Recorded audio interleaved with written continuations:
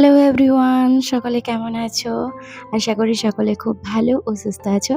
তোমাদের ভালোবাসায় ও মঙ্গলময় ঈশ্বরের কৃপায় আমি ও আমার পরিবার এখন অনেকটাই ভালো আছি। কম বেশি তোমরা সকলেই জানো যে আমি বলেছিলাম আগের ভিডিওয়ে যে চিকুর ভীষণ ঠান্ডা লেগেছে, জ্বর আসছে। রাত্রি হলে যাক অনেকটা শরীর এখন ঠিক আছে। শুধুমাত্র বুকের মধ্যে কফটা জমে রয়েছে, সেটার জন্য দুবার ধরে একটু গ্যাসটা দিতে হচ্ছে। তাছাড়া চিকু আগের থেকে অনেকটাই সুস্থ। যাক অনেক, অনেক ধন্যবাদ তোমাদেরকে এভাবে আমার পাশে থাকার জন্য আর মঙ্গলময় ঈশ্বরকে ডাকার জন্য। তো আমি পূজা বাঁকুড়া জেলার ছোট্ট একটা গ্রাম থেকে আবারও আমার নিত্যদিনের ব্লগ নিয়ে তোমাদের সামনে হাজির হয়েছি। আশা করি তোমাদের আমার আজকের ভিডিও ভালো লাগবে। আর ভালো লাগলে ভিডিও শুরুতে একটাই কথা বলার, সেটা হচ্ছে একটা মিষ্টি কমেন্ট ও ভিডিওটাতে একটা প্লিজ লাইক দিয়ে দিও সকলে। এই উত্তপ্ত গরমের মধ্যে ভোর থেকে শুরু হয় আমাদের মতো গৃহকর্মীদের যুদ্ধ। তো সেই রকম আমারও ব্যতিরেক কিছু নয়। উঠে পড়েছি অনেক ভোর ভোর। বাড়ির কিছু কাজ ছিল নিচে, সেগুলো আগে করে তারপর ছাদে এসেছি। যেমন রান্না। এখন যেহেতু নতুন সরকার আসার পর থেকে বিভিন্ন নিয়ম হয়েছে, কড়া ব্যবস্থা। 10:30টার মধ্যেই কলেজের মধ্যে পৌঁছাতে হবে, সাইন করতে হবে এন্ট্রি খাতায়, সেরকম একটা নিয়ম হয়ে গেছে। তো সেই কারণেই 7:30টায় বেরিয়ে পড়বে। সেই জন্যেই আমি ভোর ভোর উঠে রান্নাটা করে আর এখন খেতে দিয়ে তারপর ওপরে এসেছি। এদিকে কি হচ্ছিল, কয়েকটা দিন ছাদটাতে প্রচণ্ড বৃষ্টির জন্য পরিষ্কার করা হচ্ছিল না। আর দেখছো ছাদের অবস্থাটা শেওলা পড়ে একদম ছাদটা যেন বিচিকিচি হয়ে গেছে।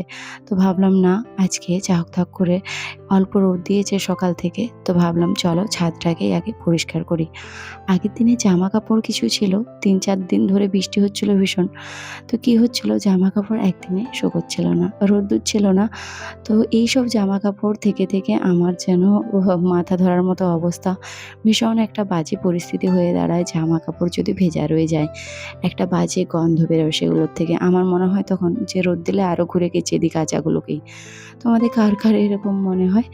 তো এদিকে দেখো সেই সমস্ত জামা কাপড়গুলো আগে রৌদ্রে দিয়ে দিলাম। আগের ভিডিওতে তোমরা অনেক ভালোবাসা দিয়েছো, অনেক সুন্দর সুন্দর কমেন্ট করেছো। তোমাদের সকলকে অনেক অনেক থ্যাংক ইউ এভাবে পাশে থাকার জন্য, সাপোর্ট করার জন্য। তো যাক জানি না এখন কি হয়েছে, ভিডিওতে ভিউজই আসছে না, ভিউজ একদম ডাউন হয়ে গেছে।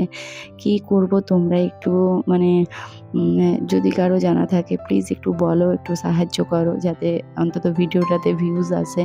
ভিউজ এতটা পরিমাণে ডাউন হয়ে গেছে যে ওয়াচ টাইমও একদম দিচ্ছে না, একদম কমে গেছে। তো যাক আজকে ভেবেইছিলাম যে ভোর থেকে যেহেতু রান্নাবান্নাটা করে নিয়েছি, তো বাড়ির কিছু কাজ করব। যেমন একটু ডাস্টিং ক্লিনিংয়ের কাজ, এগুলো তো আমি প্রতিদিনই অ্যাড রাখি অল্প অল্প, কিন্তু ভেবেছি আজ একটু ভালোভাবে করব। যেমন এই যে দেখো আমার যে সিঁড়ির ওয়ালটা রয়েছে, এইরকম অনেকগুলো আমি ছবি রেখেছি, তোমাদেরকে দেখিয়েছি আগে। আর এই সমস্তটাই কিন্তু টিচার্স ডেতে পাওয়া আমার ও চিকুর বাবার।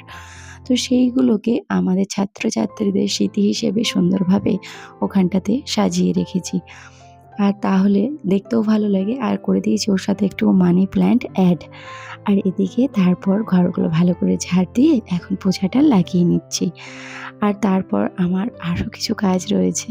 এই যে তোশকটা আগের দিন তোমাদেরকে বলেছিলাম যে রৌদ্রে দিয়েছিলাম, টানা 3-4 দিন বৃষ্টি, তারপর পেয়েছি অল্প রোদ একদিন, সেদিনটা পুরো কিন্তু রোদ দিয়েছে। আর আজকেও না সকালেতে ভেবেছিলাম উঠিয়ে দেবো, কিন্তু একার পক্ষে সম্ভব নয়, এত বেশি ভারী এটা।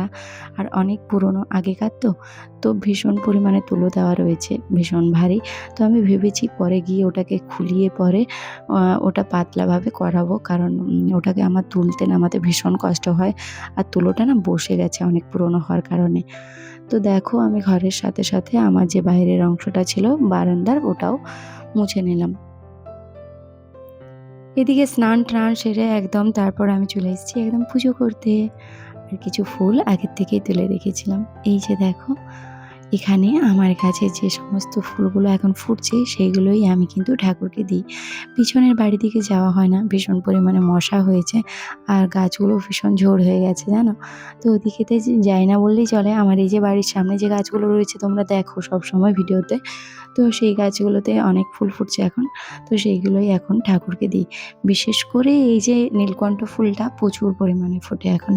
অনেকজন নিয়েও যায় গাছটা থেকে। তারপরেও আমি যখন পুজো করি অনেকগুলো পাই। তো চলো এদিকেতে পুজোটা করে নিলাম। আমার কপাল সোনাকে স্নান-টান করিয়ে আর একটু চন্দনের ফোঁটা দিয়ে দিলাম। তো চলো মাথার চুলটা অনেকক্ষণ বেঁধে রেখেছিলাম গামছা দিয়ে। তো ভাবলাম না আগে ছেড়ে নিই। আর আমার এই চুল বেঁধে রেখে, রেখে এমন একটা অবস্থা হয়ে গেছে যে চুলটা শেষ পর্যন্ত উঠেই যাচ্ছে। ওই যে ভেজা চুল যত বেশি বেঁধে রাখবো তত কিন্তু চুলটা নষ্ট হয় জানো? আমার ওই করে এই চুলটা যেন চলে গেল সমস্ত। আগে কত লম্বা চুল ছিল। পুরো পিঠের নিচে ঝুলতো সবাই বলতো। আর এখন দেখো চুল নেই বললেই চলে। এত পাতলা যেন আঙুলের মতো হয়ে গেছে। আর এই দেখো প্রচুর চুল উঠছে। তো যাক চুলটাকে ছেড়ে টেড়ে নিয়ে এরকম একটা ক্লিপ দিয়ে ছেড়ে রাখলাম। ভীষণ গরম, চুল ছেড়ে রাখতে ইচ্ছে করে না। আর এই কয়েকটা দিন বৃষ্টি হওয়ার পরে একটা ভ্যাপসা গরম। এই গরমেতে কাজ করা যেন মুশকিল হয়ে পড়েছে। কিন্তু কি আর করা যাবে বলো? প্রতিটা গৃহিণীকে গরম শীত সমস্তটা সহ্য করে কিন্তু সংসারের প্রতিটা কর্মে লড়াই করে যেতে হচ্ছে প্রতিটা দিন। তার সাথে আরও কিছু দায়িত্ব রয়েছে যেগুলো একটা মা তার সন্তানের প্রতি দায়িত্ব।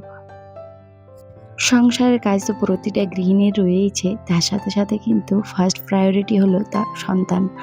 সন্তানের কাজকর্মগুলো কিন্তু প্রতিটা মা-বাবার যত্ন সহকারে সবার আগে করা দরকার। তাকে খাওয়ানো, স্নান করানো, ঘুম পাড়ানো, লেখাপড়ার দিকে সযত্নে খেয়াল রাখা। এটা কিন্তু প্রতিটা মা-বাবাকে সবার আগে করতে হবে। তাহলেই কিন্তু তাদের একটা সুন্দর ভবিষ্যৎ গড়ে উঠবে। আর কি করবে বলো? কাজ তো কমবে না, তাই না? তো চলো এদিকেতে তোমরা তো দেখলেই যে আমার বেডশিটটা পাতা ছিল না। বেডশিট আর বালিশের ওয়ার্ডগুলো পেতে আর বালিশটার ওয়ার্ড লাগিয়ে দিলাম। আর এদিকে চলো চলে এসেছি এখন চিক্কুকে গ্যাস দেবো বলে। তো এই যে লিবুলাইজার লিভোলিনটা একটু দিয়ে দিলাম। কারণ যাত্রেও এই যে ঘুম পাড়াবো দুপুরের সময় অসুবিধাটা না হয়। ঘুমাবার সময় ভীষণ কাশি হচ্ছে, বুকেতে কফটা জমা বেঁধে যাচ্ছে।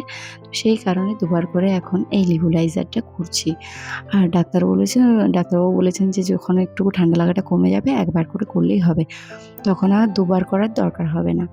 তো চলো ওদিকে চিকু সোনাকে তোমার খাইয়ে গ্যাস দিয়ে ঘুম পাড়িয়ে দিয়ে পরে আমি খাওয়া-দাওয়া করে এখন চলে এসেছি কিন্তু এখানে রান্নাঘরে।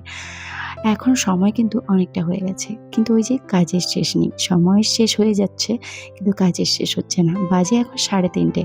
তো এখন কিন্তু আমি রান্নাঘরটাকে আর তার সাথে বাসনগুলো ধোয়া সমস্তটাই করে নেব চিকুকে ঘুম পাড়িয়ে। তাছাড়া ওই যে এক্সট্রা টাইম কোথায় পাবো বলো এগুলো করতে? আর কোন সকালে রান্না করেছিলাম সেই খাবারগুলোই হালকা গরম করেছিলাম। তো ভাবলাম চলো গ্যাসটাকে একটু সুন্দর করে পরিষ্কার করে নিই। আর আমি গ্যাসটা অনলাইন থেকে নিয়েছিলাম আজ থেকে ৩ বছর আগে। সত্যি বলতে এতটা রান্না করতে এটাতে আরাম পাই, ভীষণ মানে সুন্দর, ভীষণ ভালো। এত সুন্দর একটুকুও জ্যাম নেই, ভীষণ ভালো কাজ করে। তো আমরা চাইলে কিন্তু নিতে পারো। আর আমি যখন নিয়েছিলাম এটা নিয়েছিল ৳১,০৫৪। এখন জানি না কত দাম নেবে। তো তোমরা চাইলে নিতে পারো। যদি কারো দরকার হয় বলো, আমি ডেসক্রিপশনে লিংক দিয়ে দেবো পরের ভিডিওতে।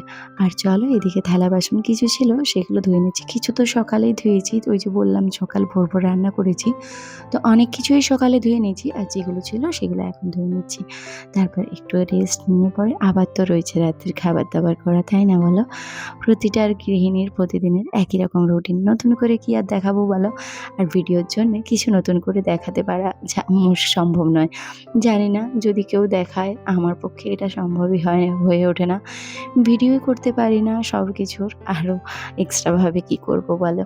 আর আশা করি কেউই পারবে না। গৃহিণীদের জন্য এই এক্সট্রাভাবে কাজ করে দেখানোর প্রয়োজন নেই। তারা ভোরে ওঠার পর থেকে রাত্রে শোয়ার আগে পর্যন্ত কাজই করতে থাকে। আমাদের মতো হাউসওয়াইফদের এটা কিন্তু কম কিছু নয় বলো?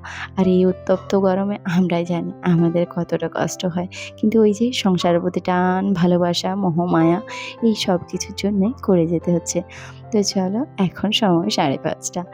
এখন আমি করে নিচ্ছি একটু চা। আমার বাবা এসছেন একটু আগে, কারণ চিকু সোনাকে দেখতে।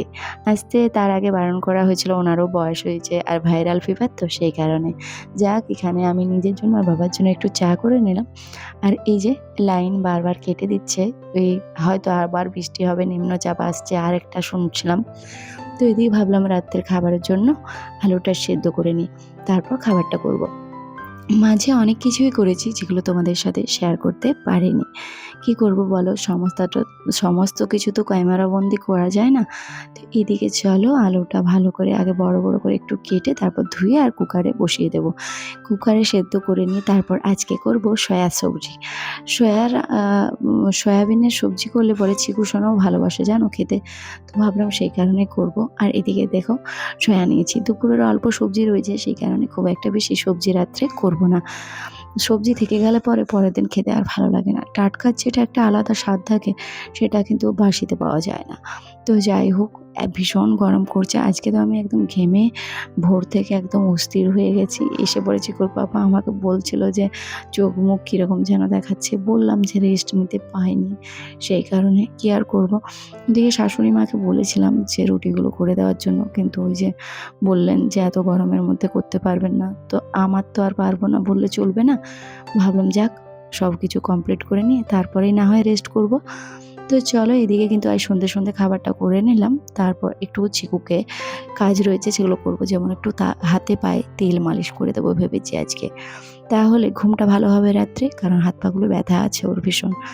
তো চলো আজকের ভিডিওটা এই পর্যন্তই, আশা করি তোমাদের ভালো লেগেছে।